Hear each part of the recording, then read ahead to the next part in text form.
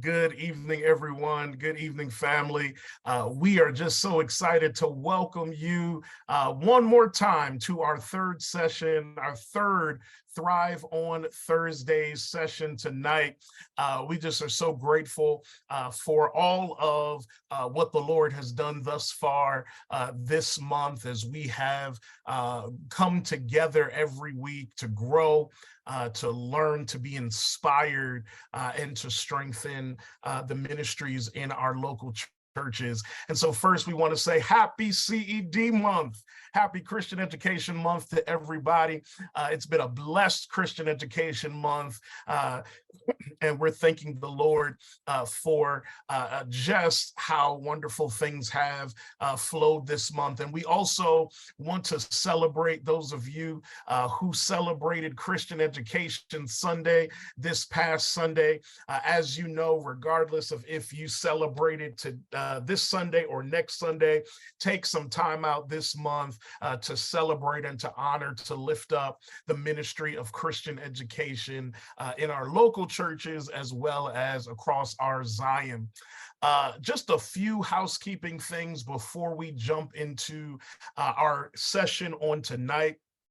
Again, we want to remind you, beloved, that our Christian Education Month guide is not only a resource for this month, but really for the remainder of the year. And I'm going to ask Sister Miranda if you can get the guide and drop it in the chat if you have not already gotten it. There are wonderful articles in this year's guide, as well as a exploration of our theme for this year, theme for Christian Education Month and the rest of the year, Generation Now, securing our future tomorrow by seeking, embracing, engaging our future today. It's a challenge to us to really empower, to really be intentional about seeing our young people, embracing, seeking, embracing, and engaging them in the lives of our local congregations. And so in your resource guide, you'll see other ways that you can engage with this year's theme, as well as other articles from our youth directors, our young adult directors, our folks who are working with our children's grant. So you want to take the time to review that guide and use some of those resources to enhance the ministries in your local church.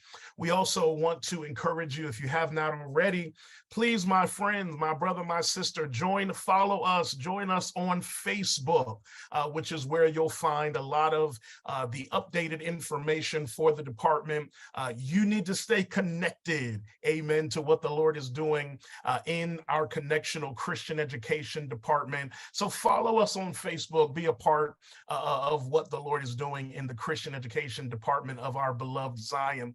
Next, we hope that you will join us next Thursday. Haven't we had a blessed Christian Education Month Thrive on Thursday series? It's been a blessing. I cannot believe September has already come to an end, but next week will be our last session together.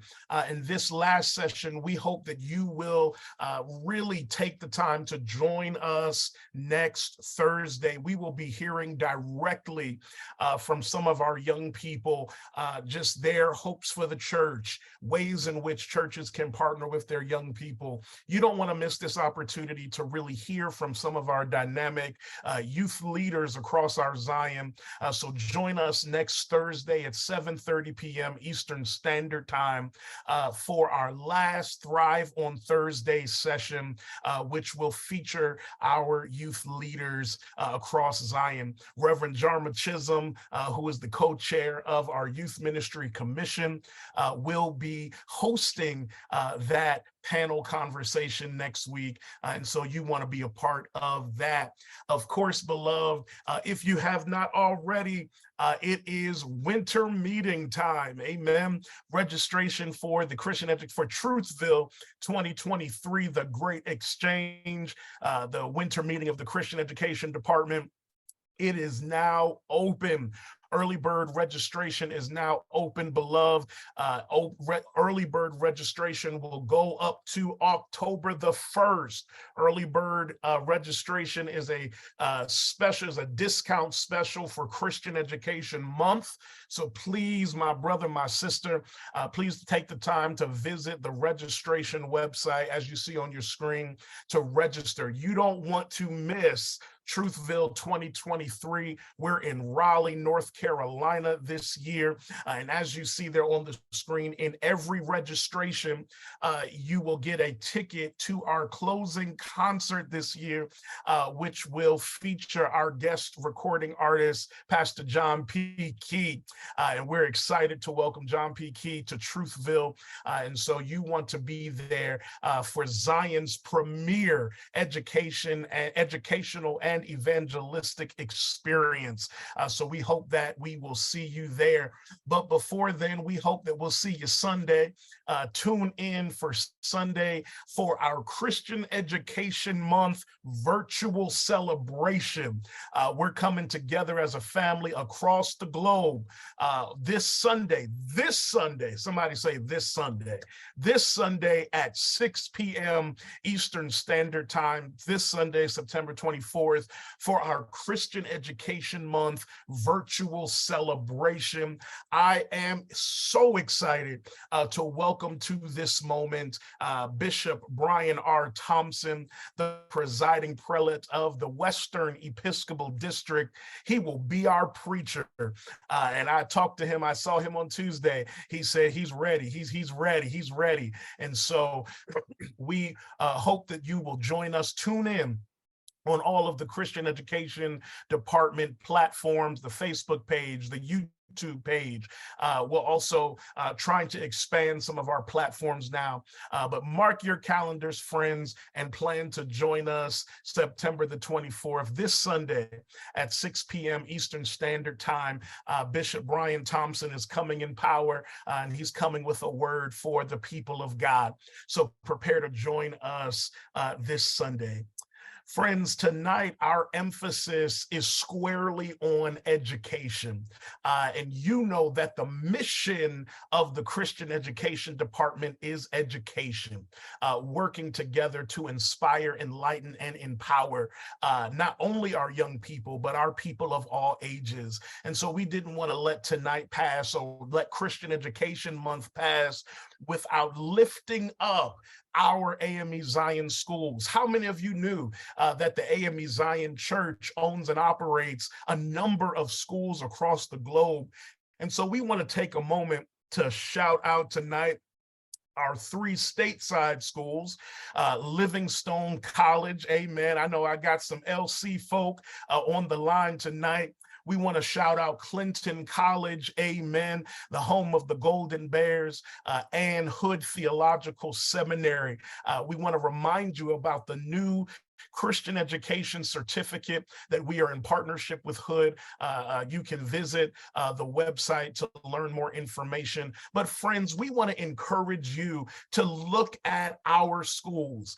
We are so grateful, so excited about what the leadership of our schools, how they are leading our schools into newer places and into new relationships and new experiences for our students. So we wanted to take a time tonight just to celebrate our AME Zion schools, especially those here stateside, but also we don't want to forget that the AME Zion Church operates schools overseas, amen. And so we want to celebrate AME Zion University in Liberia, as well as the Hood Speaks Theological Seminary in Nigeria.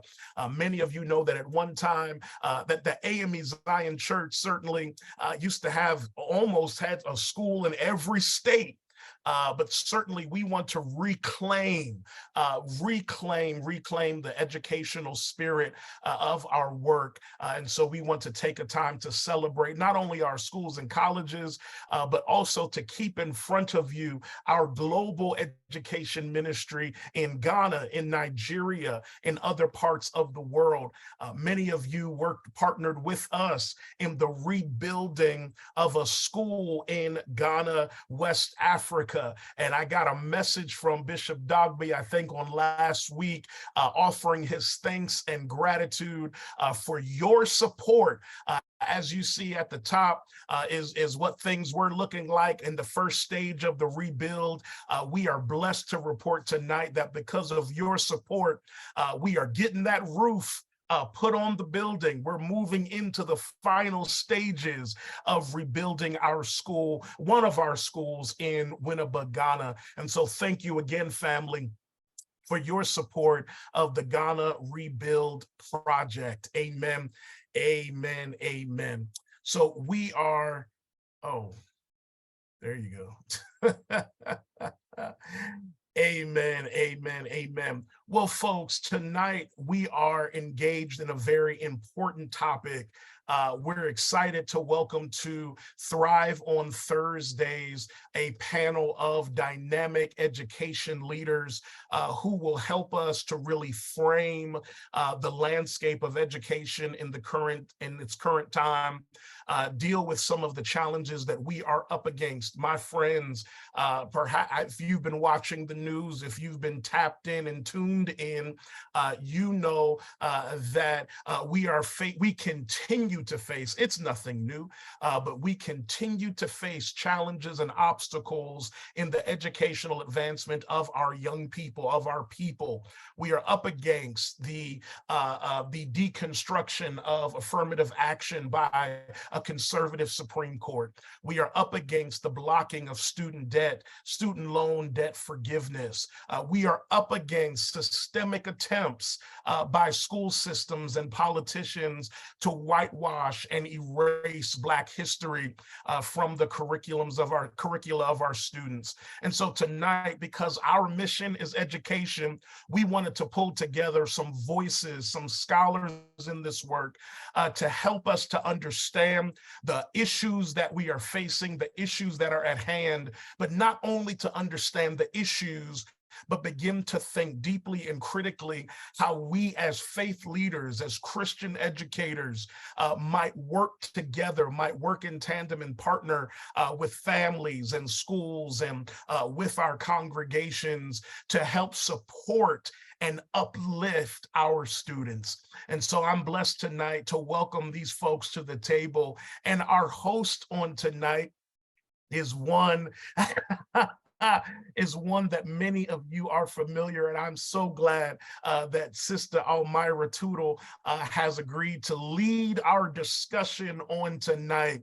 Almira is from Newport, North Carolina. She has a BA in elementary education from Livingstone College, LC in the house, as well as a Master of Education with a reading specialist endorsement from Liberty University. Y'all pray for Almira. She is currently pursuing her PhD in education in curriculum instruction.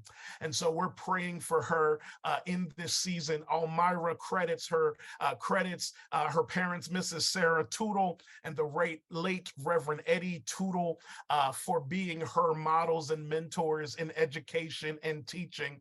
Almira also serves as the Beaufort District Youth Director. So Eastern North Carolina Conference, if you're on the line, make some noise. But family, let's put our hands together or hit that reaction button, and let's welcome to this moment Sister Almira Tootle, who will lead our conversation tonight and introduce the rest of our panelists. Thank you, Almira. I appreciate you, my friend. Thank you. Good evening, everyone. I would like to thank Reverend Patrick Barrett, the General Secretary of Christian Education, for giving me the opportunity to host tonight's educational panel discussion. Tonight, we are joined by a knowledgeable group of panelists. I will introduce them. First panelist is Mr. Damo Turner. He is the Associate Dean of Diversity, Equity, and Inclusion at Allegheny College. He is also a PhD candidate in Higher Education Administration in the School of Education and Urban Studies at Morgan State University. As an interdisciplinary scholar, he researches the historical development of church-related colleges and graduate student services within American University. Next on the panel is Mrs. Marjorie Coleman Carter. Mrs. Coleman Carter is the Associate Vice President and Dean of Students in the Division of Student Development and Campus Life at Montclair State University. She has 40 years of experience in student affairs and higher education. Ms. Coleman Carter is a first-generation student and graduate of Gannon University in Erie, Pennsylvania, and Montclair State University in Montclair, New Jersey. She is a certified public manager for the state of New Jersey. Our third panelist for tonight is Mr. Jerome Miller. Mr. Miller grew up in Virginia in a military family. After graduating from high school, he went to Georgia Tech on a full-track scholarship to study aerospace engineering. After graduating from Georgia Tech, he was commissioned in the United States Marine Corps, where he served 11 years as an MV-22B pilot. We also have Dr. Monica J. Posey, who is president of Cincinnati State Technical and Community College. After a business career with AT&T, Dr. Posey moved into higher education with Cincinnati State positions as Assistant Dean, Director, Institutional Research, Academic Vice President, Provost, and then President in 2016. And tonight's final panelist is Mr. Don Patterson. Donald Patterson was born and raised on the south side of Jamaica, Queens, New York. His journey from professional boxer to director of the Upward Bound program at Buffalo State University is one that has allowed him to impact youth and community at large. His experience would lead him to being named the director for Upward Bound program of Buffalo State University, a role he has held for 22 years. So as you can see, our panel is comprised of knowledgeable individuals. I hope you have a pen and paper so you can take notes, and please feel free to ask questions in the chat. So on with the discussion. Tonight's first question is, what is affirmative action and why did it exist? I'll start. Good evening, everyone. I would describe it best as really a series of policies and also practices that were specifically designed to end discrimination. In particular, for higher ed, it's to end race discrimination in the admissions process.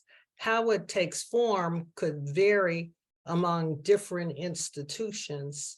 And it actually has changed over the years. At one time, focused more on quotas and some very structured plans and guidelines is changed, but different higher ed institutions have various ways to make sure that they could bring in diverse student populations into their enrollment process.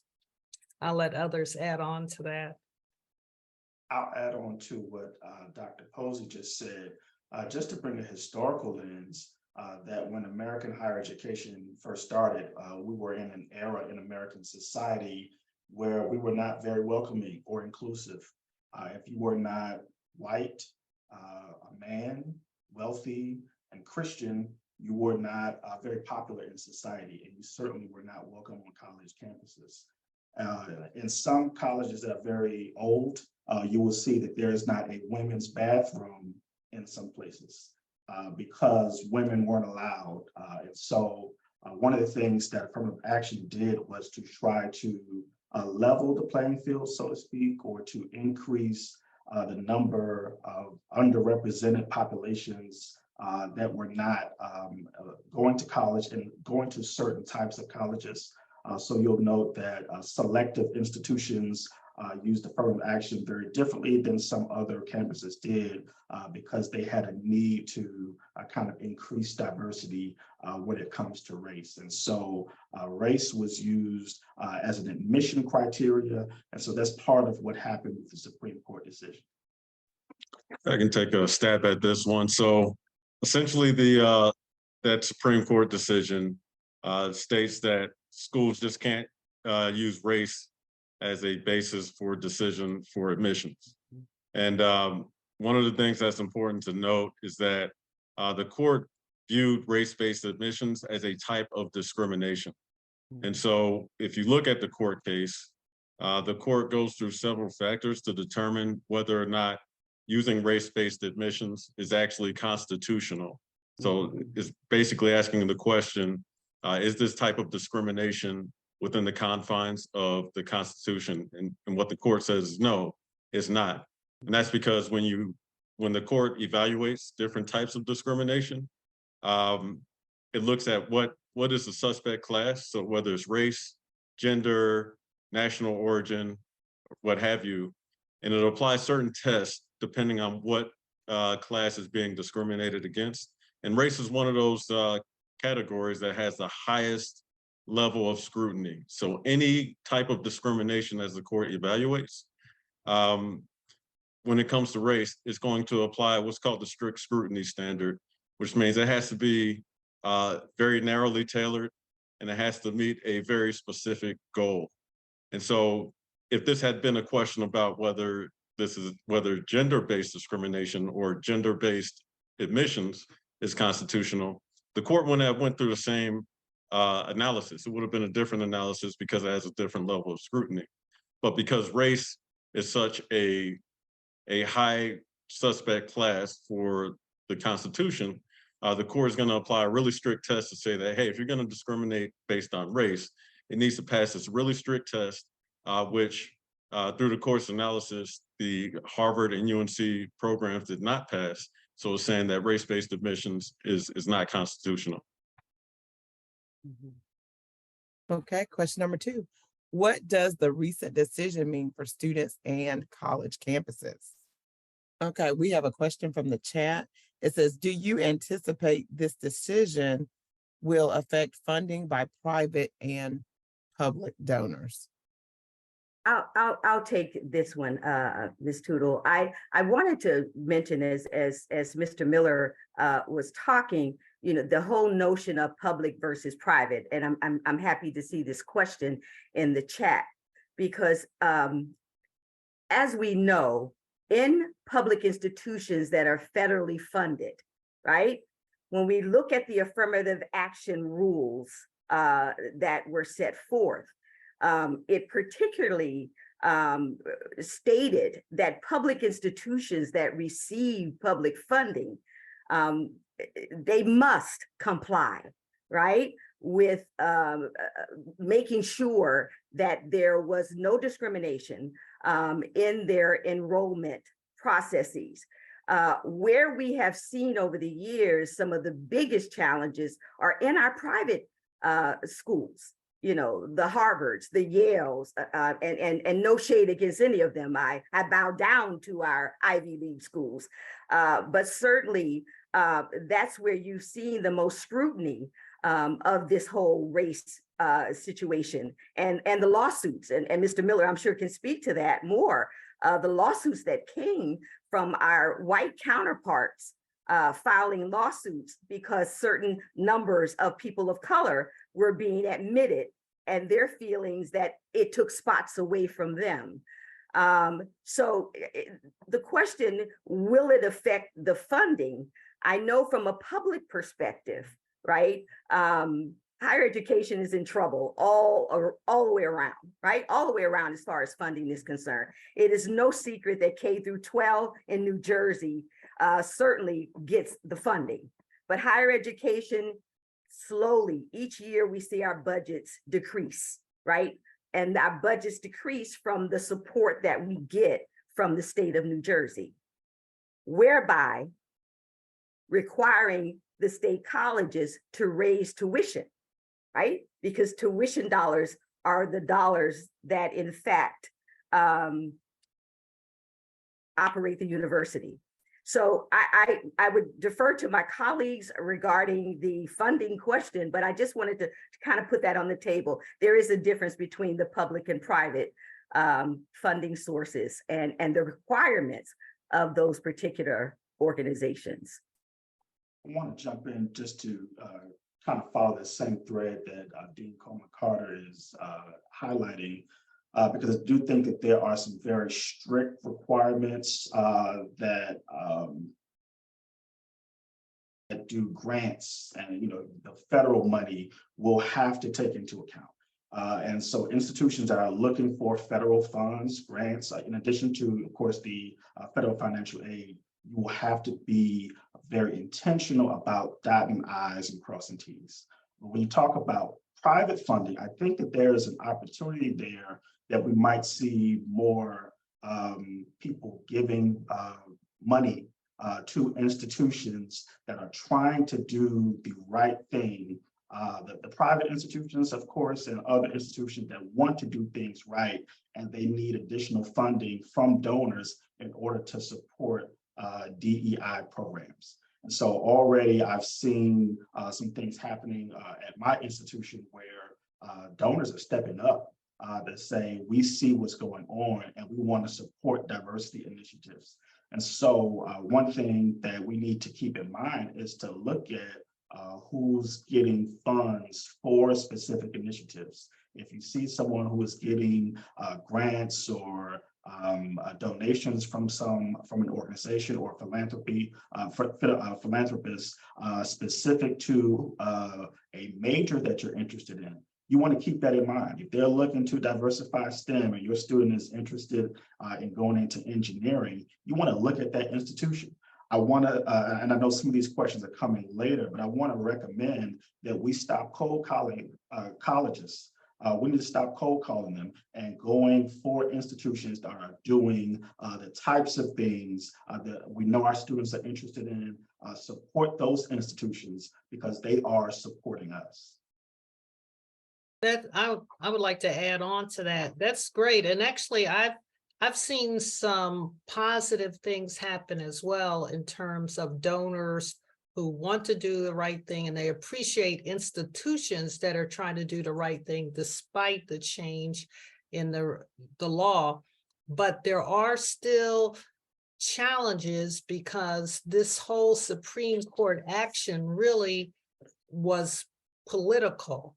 And so then we start seeing things that happen along party lines, and donors, private donors, are individuals, and we don't know for sure where they're going to net out. Are they going to see this as part of their political expression and pull back? Or are they going to say, I'm going to do the right thing on education? So we really are challenged. And I think the final impact of all of this has yet to be seen. But there are some bright spots, and I really appreciate those comments. I kind of want to add a little bit to this as well. A lot of times when schools make admissions decisions, those admissions decisions come with scholarships as well. And so some schools will look at underrepresented minorities and add an additional scholarship amount to that. And based on this decision, since that is an admissions decision based on race, they can no longer do that because, for example, at Emory, we cannot identify race any longer on the application. So one thing that I would recommend, if you know any students who are applying for college or graduate school, when they're filling out some type of personal statement, that they identify their diversity, talk about it, and talk about how that would add to the diversity of the school. Because even though the school can't ask about it on the application, if the school does value diversity, they're going to look at that, and that is one potential way that, even though you can't consider race, that's one potential way that diversity can be a consideration for getting into the school. Additionally, there may be some types of admissions programs that can target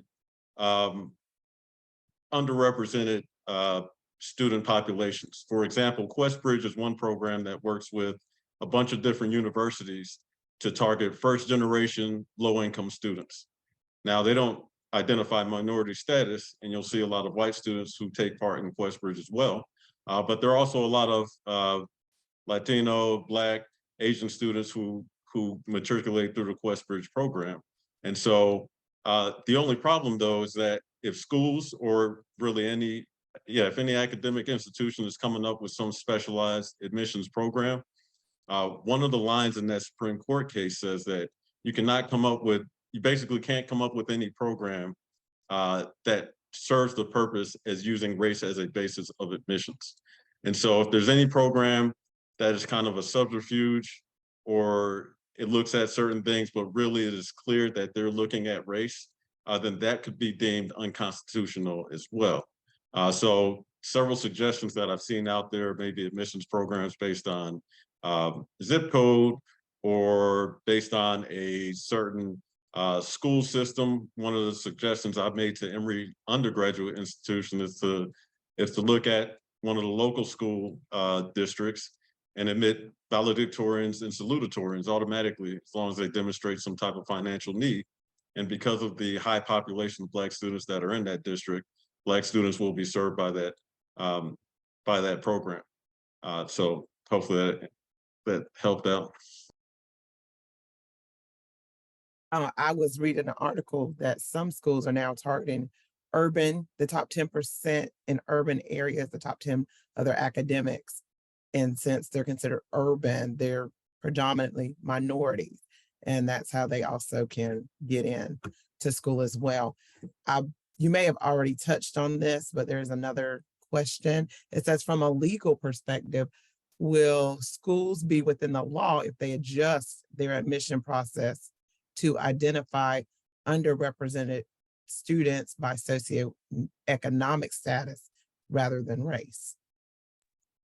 Yeah, that shouldn't be an issue. QuestBridge is one of those programs that does that exact thing.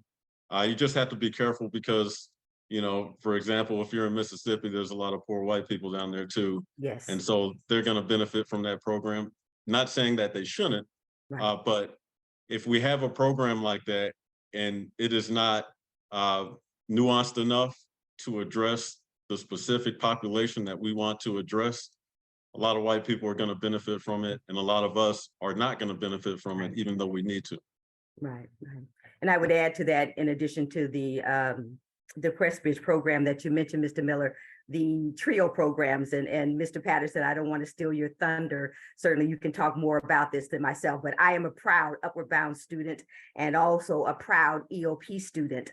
If it were not for those programs, I would not sit here an educated woman. So I proudly share with people that was my pathway to education, to higher education.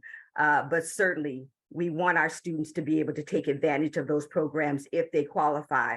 And most of your public schools are going to have those TRIO programs and by different names, but that's certainly something that you want to be able to guide your students to look at those programs that many of the schools offer. So I hope I didn't steal your thunder, Mr. No, you Patterson. didn't. But I'm a big Upward Bound fan too. Thank you so much. And I have to say that I am an EOP student as well. And without EOP, I wouldn't be sitting here now. And the power of opportunity in education is so vast. Many of you may know Muriel Howard, who was the president of Buffalo State, then she was the president of the council in DC. But one person, she went to college at UB, brought her brother to college. Her brother married my sister. He became an admissions counselor at Buffalo State. And as a result, he's brought about 5,000 people to Buffalo State over the 25 years he was here, right?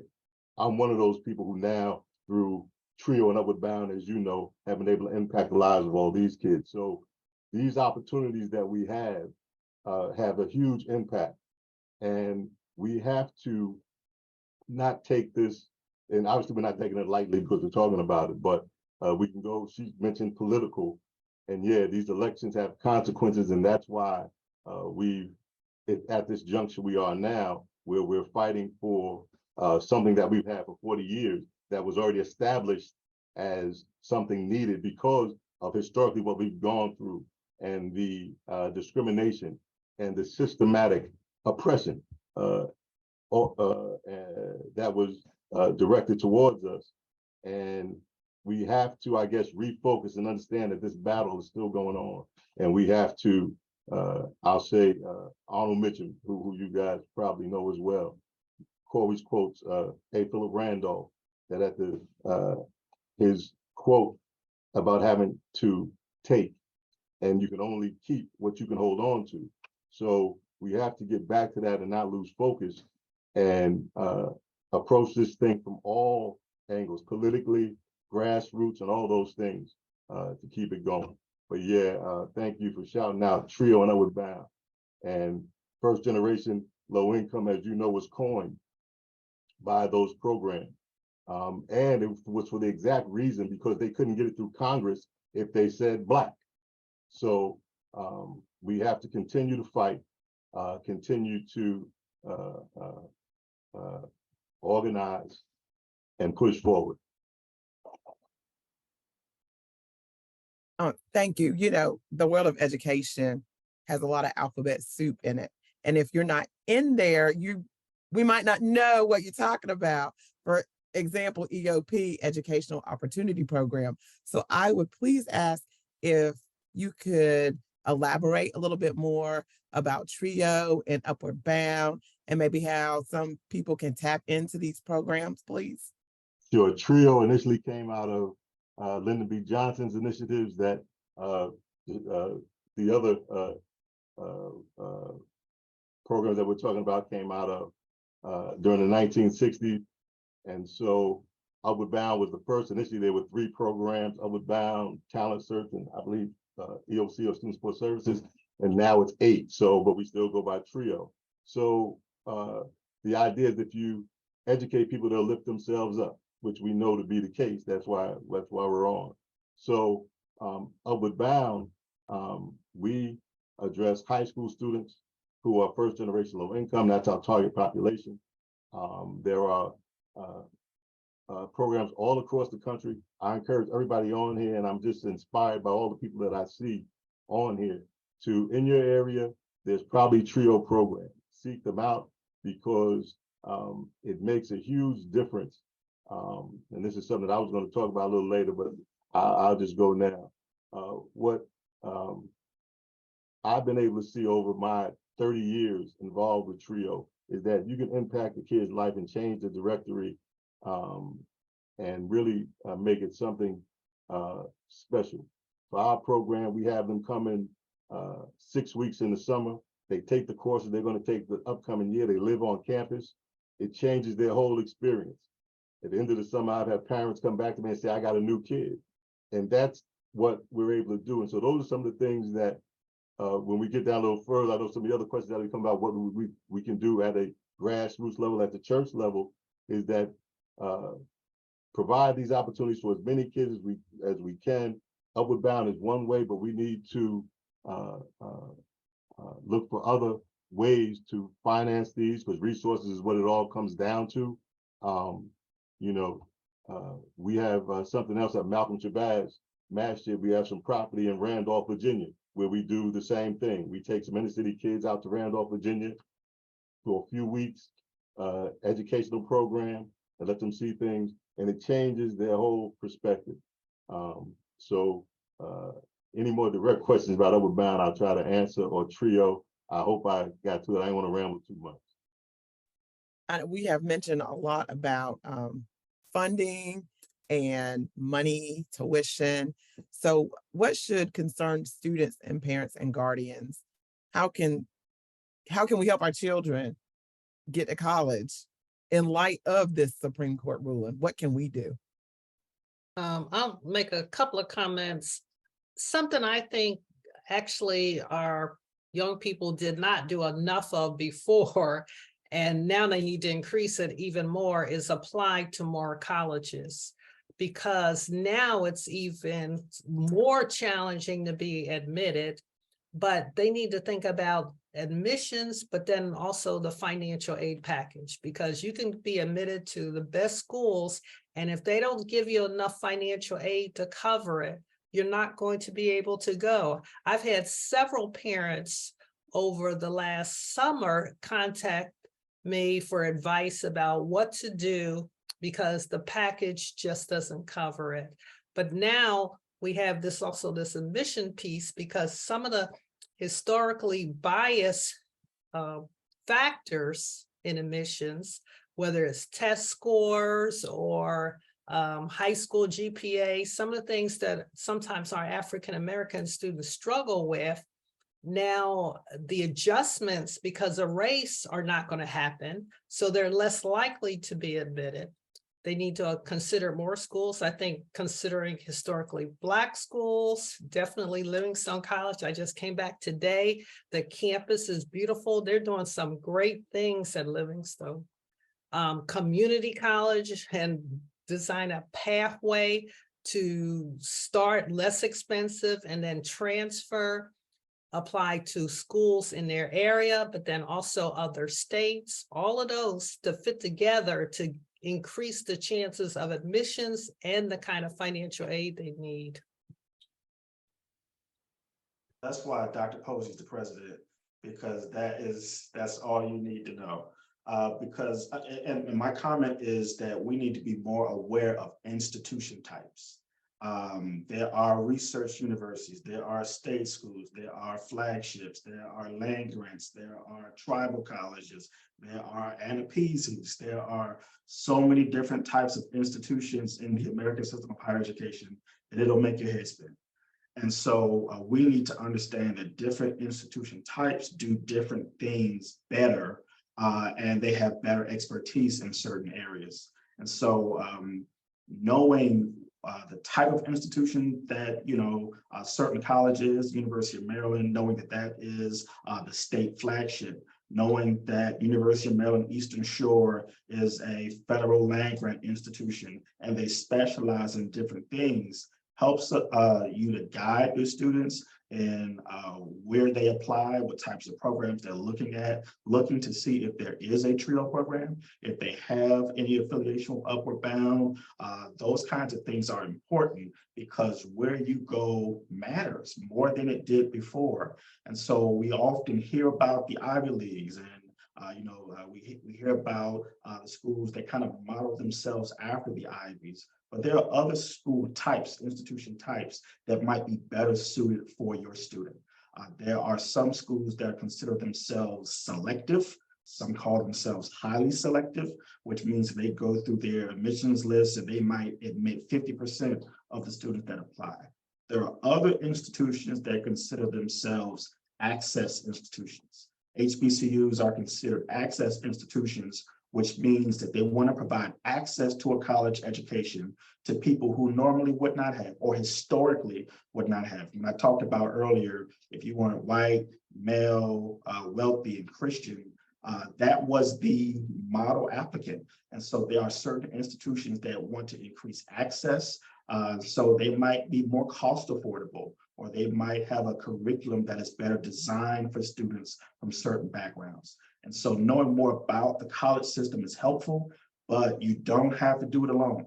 Seek out some of the folks on this panel and others in your community who are some of the experts and leaders in higher education. And that'll help us to be more informed about the types of institutions that we're applying to and how we meet the mark when it comes to admission. I also want to add to that and kind of throw out this next question, because where I'm from is the good old boy. That my county is all about the good old boys, and those are the ones that get the scholarships and whatnot. But thanks be to God, my guidance counselor, she's an African-American, and she looked out because I applied for teaching fellows and I did not get teaching fellows. However, my other counterpart got teaching fellows. But again, thanks be to God, I went to the best school in the world, Livingstone College, and she was able to find a scholarship that funded me all the way through. So I graduated with no debt from undergrad. But my question is, what are some practical steps that the church can do to help those students that may be in the situation that I'm in now, as far as there is nobody in the high school that looks like us, that fights for us. So as a church, we're going to have to step up, but what are some steps that we can take to actually do that? Yeah, you can encourage your members to vote. State and local elections have the biggest impact on your daily life. So you're voting on those state and local elections, you're voting on different policies that are going to impact where certain funding goes. You're voting on different public officials who are going to make decisions that will impact your students' daily life at school. And so voting will have a huge impact. Additionally, we have a lot of talent in the church. When I remember going to Sunday school and Vacation Bible School, and a lot of my teachers were actual teachers. And so if we can corral a lot of the talent that we have and use that to provide extra instruction to our kids when they're at church on Sunday, maybe during children's church or Sunday school, Vacation Bible School, and use those Bible lessons as another opportunity to teach them some of the basics that they'll need for regular school, I think that would have a pretty big impact as well. I love that, Mr. Miller, you came here to New Jersey and looked on my paper, because one of the things that I wanted to mention was the need for our churches to begin to partner with our school districts, with our high schools. We don't want to wait until our students become juniors and seniors in high school to talk about college and college admissions and enrollment. We need to get them while they're in middle school. To begin talking about, particularly if they're interested in college. We know, and without going down the rabbit hole on our Generation Z, many of them are opting not to go to college. The generation, that particular generation is feeling like, I don't need to do this. And one of the major reasons they don't want to do it is because of the debt. They're very conservative about their money.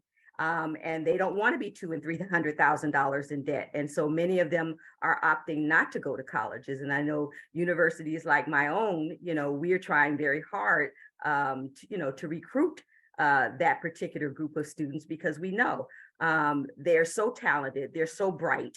And they look at the various entrepreneurial opportunities that are out there. And they can go out here and they can start their own businesses and so forth. So we need to be able to get inside their heads very early on, to see what it is their future, they see their future being. I think another piece, without talking too much and too long, is that it is our parents who are choosing our students' majors. It is our parents who are pretty much saying, you're going to college and you're going to be a doctor, you're going to be a lawyer, you're going to be whatever it is I say you're going to be. And 9 times out of 10, maybe not 9 times, maybe 7 times out of 10, that's not what they want to be. That's not what they want to do. But we know that, college is, again, a pathway to, success in many cases. But we need to partner with our high schools and work with our children in our churches. And Mr. Miller is correct. Our Christian education departments are full of very talented, very, very talented men and women who have this knowledge and these skills to be able to guide people. I also wanted to talk about scholarships. One of the things that I've noticed is students don't apply for scholarships like they used to. And they tell me, I don't want to sit there and write all them essays, Dean Carter. I'm like, what? You don't want to sit there and write an essay, but you'll get on the phone and you'll TikTok and whatever all night long. You can use some of that for your scholarship essay, whatever. But one of the things that we need to start to get them in the habit of doing is filling out those scholarships.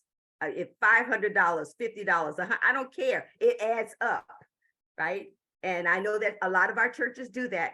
We do. A lot of our churches offer scholarships, and we're blessed by that. But scholarships would be another thing that I would just mention here as a financial funnel for students. And I'll add to that about there could be parents out there that are really encouraging their children to go to college, but those parents actually don't know that much about the application process.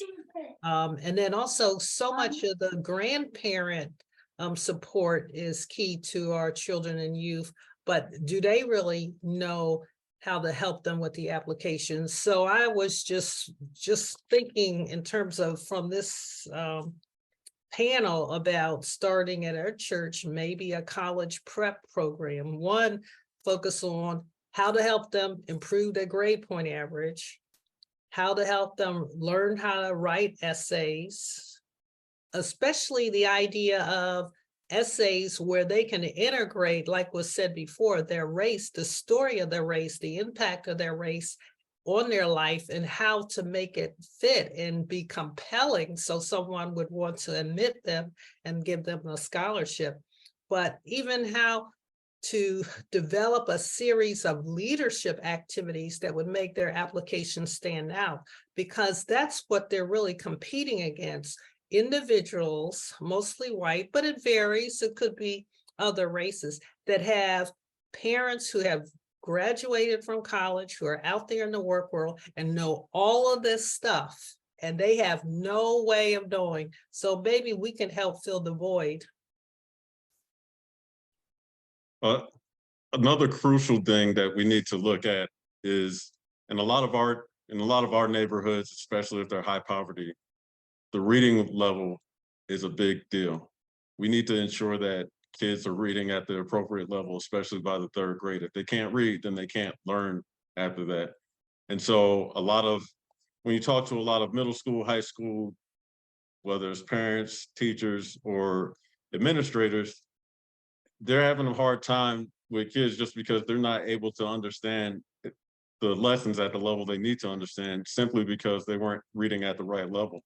And so if we have younger kids in the church, if we have younger kids in the neighborhoods surrounding our churches, we need to figure out a way that we can corral those kids and ensure that we're teaching them to read. One last point, we kind of have a blueprint for all of this too. Prior to us really having a widespread amount of public schools available, and especially in the South, a lot of churches utilize their own people, their own money, their own resources, or their churches to school their kids. And so they might have been limited as to what grade level they could educate up to. Maybe they had 6 different classes happening in the same room at the same time.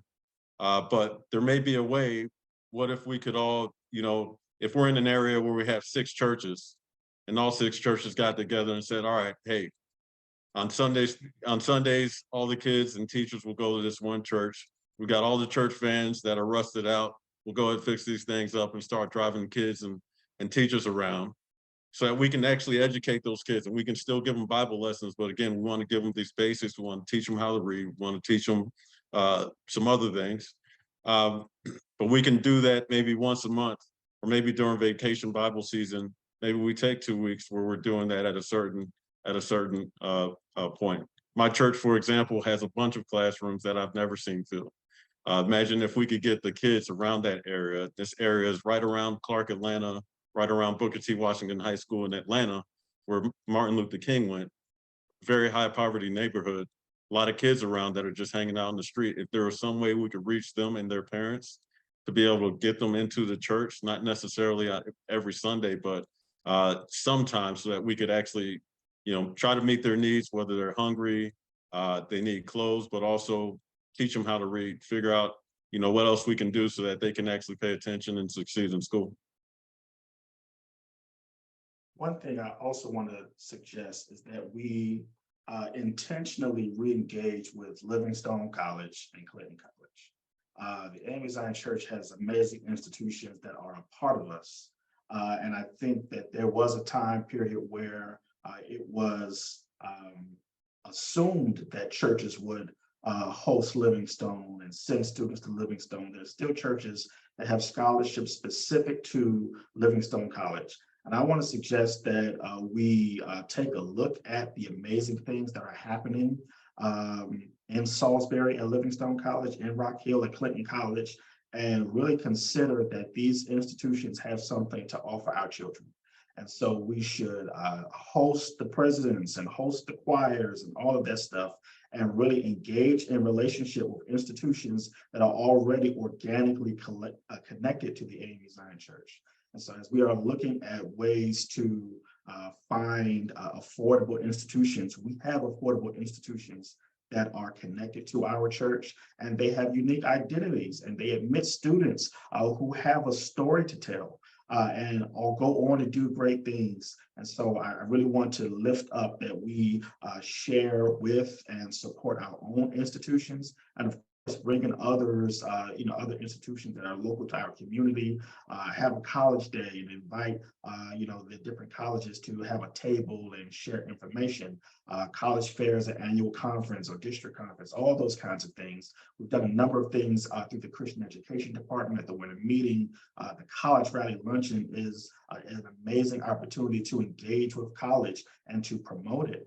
And there's scholarships that are given out at the winter meeting every year. So if you are thinking about college and you are applying to your conference or district scholarship, or to the scholarships affiliated with the Assembly of Christian Educators or VICYC, then that's an area of opportunity where our denomination is already stepping up, and we need to connect and partner with it in a meaningful way.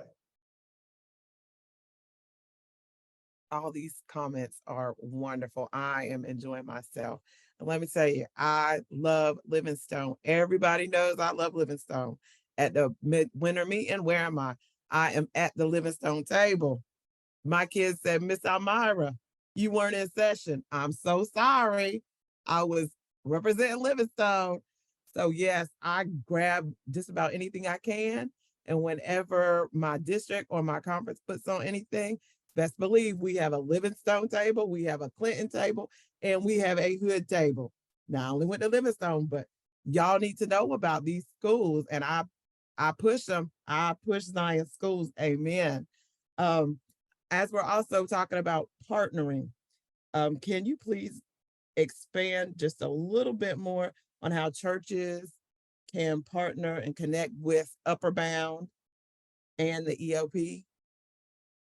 Yeah, so depending on where you're at, there are TRIO programs, Upward Bound programs throughout the country. So you need to just do a little research, find out what's in your area, and then if there's not one in your area and you're a educational institution or a not-for-profit, you need to write a grant for one the next grant cycle. That's one. But also, if you invite counselors from EOP out, they'll gladly come. Everybody's looking for students. So Upward Bound, and then most of us are like the people here. They were going to give their time for the cause that they know is needed and necessary. So reach out and invite people, and I'm sure they'll come and they'll share whatever knowledge and whatever resources they have to educate kids with what they have.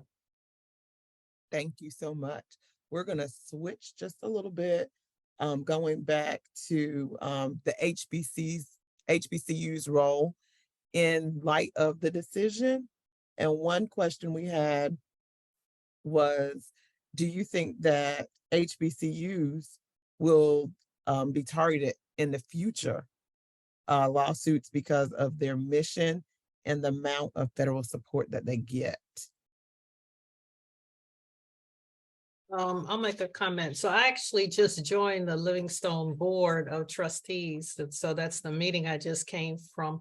We didn't talk specifically about that, but I learned a little more. And certainly there are private, and then I guess there are public supported HBCUs.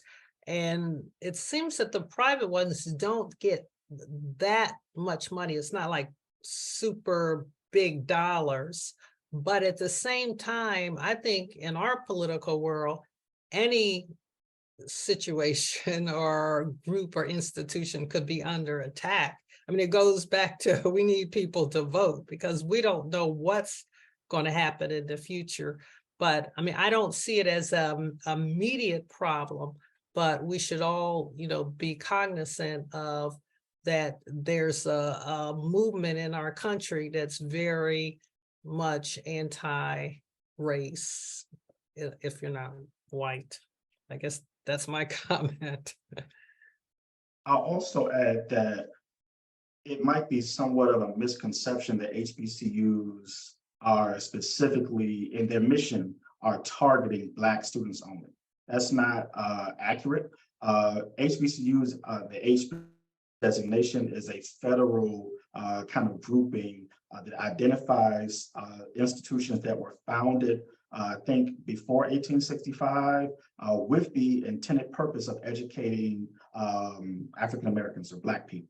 However, many HBCUs have adjusted their mission and don't have it specifically stating that they are for Black people.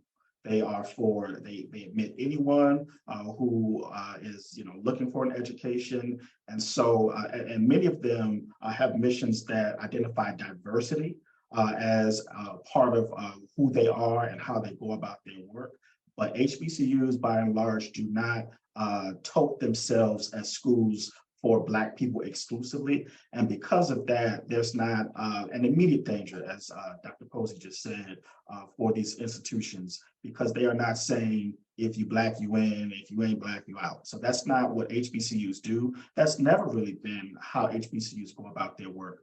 But it was, the institutions were created because Black people were intentionally excluded. And so there was a need at the time to make institutions that were welcoming to newly freed enslaved persons. And so I want to make sure that we understand that HBCUs are welcoming to anyone who applies, and they give you a fair shot at things with the intent of providing access to education for folks who might not have otherwise had access. That's excellent. Thank you. As we're discussing different roles, what about vocational schools? Should we start looking at vocational schools? And does affirmative action also apply in these disciplines? So the first thing is, just when we talk about affirmative action, this Supreme Court ruling was specifically about race-based admissions to higher education. And so even though that kind of falls under the affirmative action umbrella, affirmative action is a very broad term, and it's not really ever explicitly defined. So there's affirmative action in a lot of things. There's a lot of white people who benefit from affirmative action programs. So as far as vocational schools are concerned, if there's a vocational school that has a race-based admission policy, then this would probably impact them. Additionally, if you look at any facet of life that takes race into consideration, I won't say most likely, probably, there's probably going to be a court case at some point where they use this prior Supreme Court case to say, hey, if you can't do race-based admissions, then you can't hire based on race, or you can't do this one thing based on race. So anything that implicates race in either hiring or anything outside of admissions is probably going to be implicated at some point in the future, although this case, I guess, depends on what court you're in, may not be used to say that something is illegal. As far as the place of vocational schools in general, I think vocational schools have their place. It seems like for the past 15 years, we've been kind of reverting to this W.E.B. Du Bois, Booker T. Washington argument about where vocational training has its place, especially in our communities. But along with, higher education up to law school, medical school, getting your MBA, vocational schools also have their place, but to a limited degree. It is not something that all of us should go to. Additionally, if you're starting off as an apprentice to go into some type of trade, that lifestyle is not as lucrative as a lot of places, tend to advertise. And so an apprentice may not make very much money, and sometimes they're paying out of pocket to be an apprentice. And then when they do become a master at a trade, there are a lot of trades that advertise a very high salary or very high hourly pay, but the highest hourly pays might be in the most expensive places to live in. And so that may not necessarily match with where you are living particularly. And so if you're recommending to somebody who may not want to go to school, but who's looking at getting into a trade, I recommend that you research what those tradesmen in that specific craft are actually making where you live, to ensure that they're making a livable wage, or a wage that this student or this person is actually willing to deal with, because it may not be the type of lifestyle that they envision based on what's being advertised.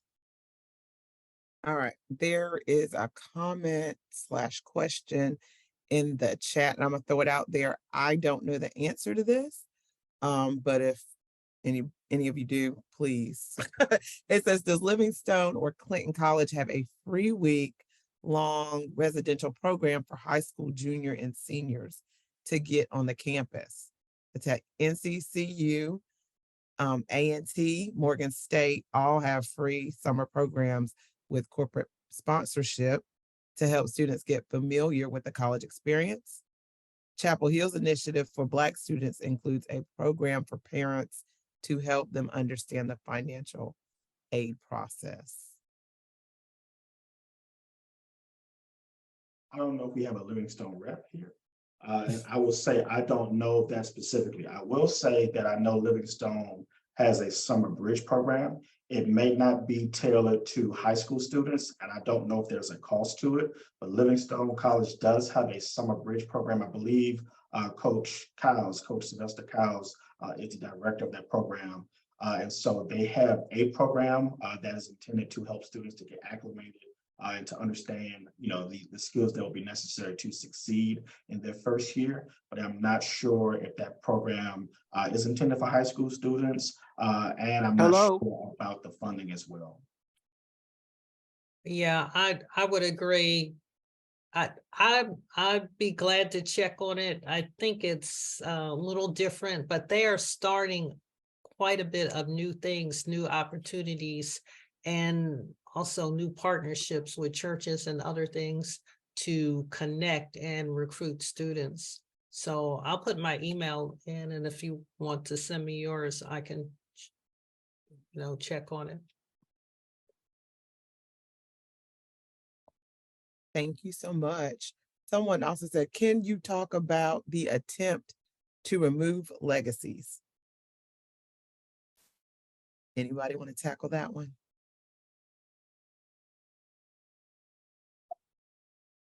I don't know the particular context of the comment, but there are actually schools that are removing, and I mean PWIs that are removing legacy-based admissions, which could be good for us.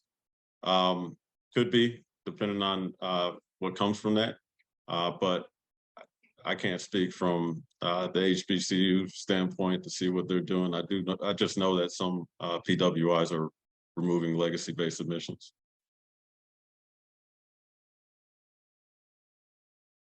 Madam Chair, please forgive me for speaking at this point. This is Brenda Smith, and I just ran upstairs very quickly. I don't run, I'm too old. But I ran upstairs very quickly to ask my son about the Bridges program.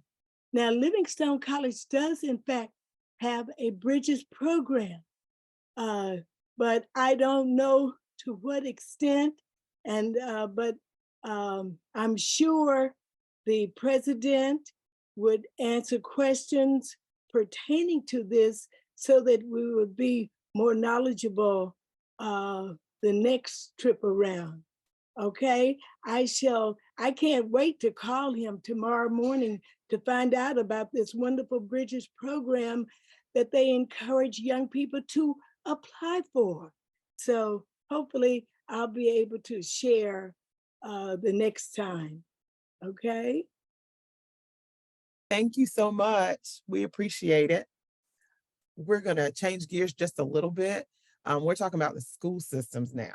So what are school systems doing to push back on erroneous lessons around American history in light of slavery?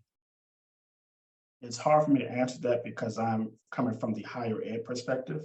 Yes. So I don't want to speak for my my K-12 educators, but I'm just not able to provide an intelligent response. So I apologize.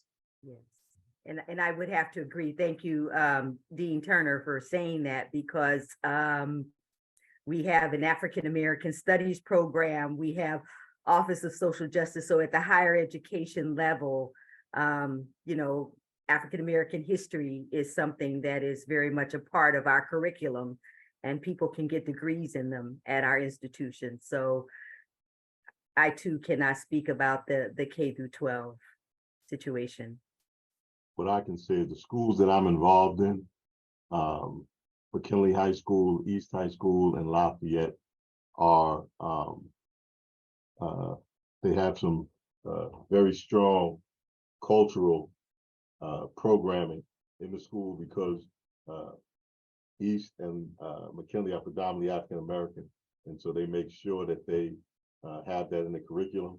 One of the other schools that I'm at, Lafayette, has kind of transformed over the years to be a more international school, and they address it from that aspect. They have about 70 different languages, and they have cultural days. So here in New York, they are still actively teaching about culture in a way historically that I can identify with, as opposed to what I see them trying to do in Florida and those things, and erase our history and whitewash it and change it into something that and basically lie about the truth about our history and our existence here in America. So that's what's happening from what I see in New York in the schools that I'm in. Thank you. I can talk just a little bit on this because I teach the babies. I teach kindergarten. So we learning how to get along with everybody and love everybody. However, for a long time, I was the only person of color, only educator of color. And so if you didn't come through me, then you were not going to get a person of color until you got to high school. When I was going through school, my only African-American teacher was my mother. Okay, so, and that was in 9th through 12th. She was the only one that taught that subject. So therefore I had the opportunity to be in her class. But at my school, Black history is not even celebrated or talked about. But in my classroom, it's all the time. Most schools just do like contributions. And so February comes, oh, Black people did this, congratulations, they're wonderful. And you don't hear about them anymore. So that is why it's important for us as the church to continue to lift up Black people. It is important for the parents at home to continue to talk about all the great contributions that really happen, and tell your children the truth. A lot of people think children can't handle the truth, but they can handle it a lot better than some of us adults. Okay, so keep that in mind. And also, we're coming to the end of, we just got a question coming in. I was about to wrap us on up. It says, do you believe that eventually the degree programs in higher ed will become non-existent because throughout students' K-12 education, they have no opportunity to be exposed? I'll say that we've seen some degree programs be eliminated at certain institutions based off of enrollment. And I'm not sure if that is always a product of exposure, as it is higher education kind of wrestling with what we're intended to do. And so there's increasing pressure from industry, from jobs and careers on colleges to make sure your students graduate with these set of skills and competencies. And so the liberal arts education, your history and philosophy, the classics are not as popular because employers are saying, we want you to be able to wrestle with this spreadsheet.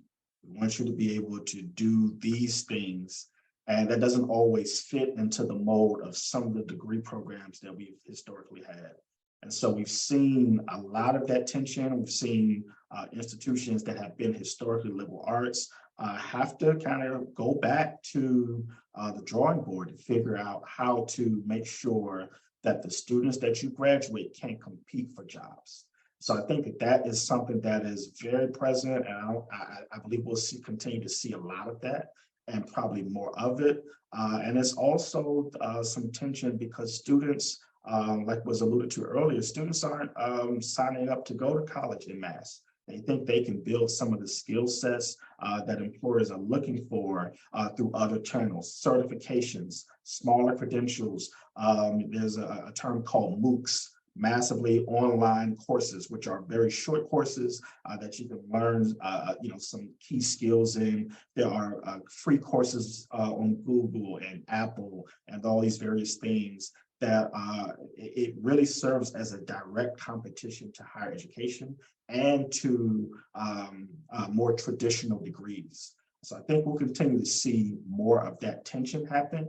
And I think that there are going to be more programs, more majors or degrees that are under scrutiny because of that trend. I want to thank everybody so much, and I hope you have enjoyed this panel. I will be turning it back over to the hands of Reverend Patrick Barrett. Dynamic. Amen, amen, amen. Friends, thank you so much for being a part of this experience. Beloved, can we show some gratitude? Clap your hands or throw a comment or hit that reaction button.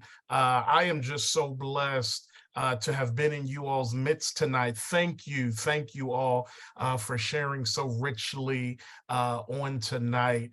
This has been tremendous. I don't know about you, but this has not only been insightful, but it has been inspiring in that I hope that for all of us, we are taking time to really reflect deeply about, now that we've been in this space, what is the Spirit calling us to do next?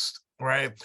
We've heard so much meaningful insight. This panel has laid the landscape, given us some information, given us some ideas. Amen. So I want each of us, let's take a moment now or the next and take a moment to think and hear how the Spirit is calling us to be partners in this work.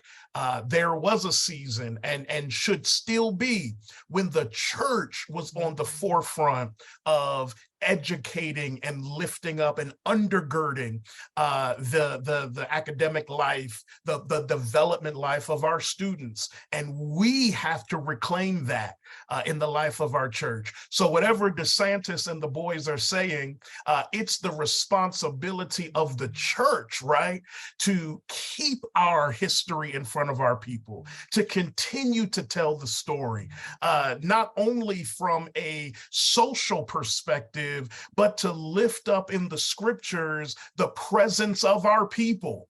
Right? To talk about our folk, not as a footnote to the story, but in the center of the narrative. We've got to put our face, our story, our people as a part of what God has been doing, not just recently. God has been working with Hagar's children for a long time.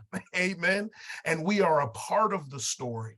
And so we want to undergird whatever the systems are doing. Let's be intentional, friends, about telling our story to our children. That's what God says to the people in Deuteronomy. You teach your children. Put it up on the doorpost. Everywhere that they go, they should know their story and their history. And so let's take a moment, beloved, and let's reflect. What is the Spirit calling us to do next? You heard some great suggestions tonight. Reading camps, right? College prep, vocational discernment. As Christian educators, as we talk about leadership development, how are we helping our people to understand how God has uniquely shaped them, right? We have an opportunity to help people understand. I know we talk about spiritual gifts as kind of sometimes a little too cutesy and too kind of between me and God, but as we begin to understand spiritual gifts and how God has shaped us, we begin to tap into the passions of our students and helping them to discern how God is calling me to be of service in the world. What might my degree programs and my pursuits be? Let's tap into those places in our young people, in our people at large, to help them to discern how God is calling them and what God is beckoning to do with their lives and their witness. And then also, I want to thank this panel for lifting up part of the college application process, right? Is being able to show on your resume your activities, your participations. Well, brothers and sisters, in the AME Zion Church, this Christian education department, we have VICYC. It is some of us here today who are in, I am only here, and Damo can say the same, we are only where we are because of the opportunities that were granted to us by leading in the Varick International Christian Youth Council, whether it's the connectional level, the conference level, the district level, or the local church. You may not call it VICYC in your local church, but at Judah Temple, we used to call it the peer council. Get your young people together, give them opportunities to use their gifts to build up the kingdom and the community. And so for all of my district directors and conference directors, and of course our Episcopal directors, I want you all to be thinking VICYC is at the root of this department, right? We cannot become so advanced that we forget that so much of this was rooted in the desire to develop leadership in our young people. Amen. And so let's begin to be intentional about, because let me tell you, and I'm sure Damo can say the same, on all of my resumes, it used to say something in VICYC. I had one job, didn't have much to show, but I could tell you about all the work I was doing in the church. And y'all know working in the church can help you to gain some skills. Somebody say amen. And so let's be intentional, friends, about really launching our youth councils in a meaningful way that not just has their name on the paper, right? But that we're helping young people to sharpen their skills, grow in grace, all of those things. So beloved, let me stop because we've gone too far. But I thank you, friends. I want to thank this panel again, beloved, for your time and sharing on tonight. I know these conversations are so important. And so prayerfully, we'll have other opportunity to share together again. But beloved, we do want to remind you that this Sunday, amen, we're coming together for the Christian Education Christian Education Month virtual celebration with Bishop Brian Thompson. You don't want to miss that this Sunday at 6 p.m. Also, we hope to see you next week, amen, for our last, can you believe it's already over, our last Thrive on Thursdays session, which we'll hear from our young people. And so for all of you who want to know what are young people looking for in the church, they're coming to talk to us and talk with us on next week. So I hope that you will come and be a part. Speaking of VCYC, these are some of our VICYC officers. They're coming to share with us. And so they're hoping to see you there next Thursday. So next Thursday at 7:30, invite your pastors, invite your local ministry teams, your Christian education team to be a part of that experience as well. Miranda is also dropping in the chat. Some of you you have been so gracious in your giving this month. Please remember the Christian Education Department in your giving. There are ways that you can support. If this has been a blessing to you on tonight, we want to be able to continue to offer this type of programming. So friends, please consider making a contribution to the ministry of the Christian Education Department as we continue in our work to foster the development of credible, committed Christian disciples. Well, beloved, God bless you. Have a blessed night. We'll hope to see you. We look to see you Sunday. Amen. And we look to see you on next Thursday. Thank you again to this panel. Thank you, Elmira. Shout out for our host tonight. Thank you, Elmira, for hosting us on tonight. Amen. Have a blessed night, everybody. You take care and God bless.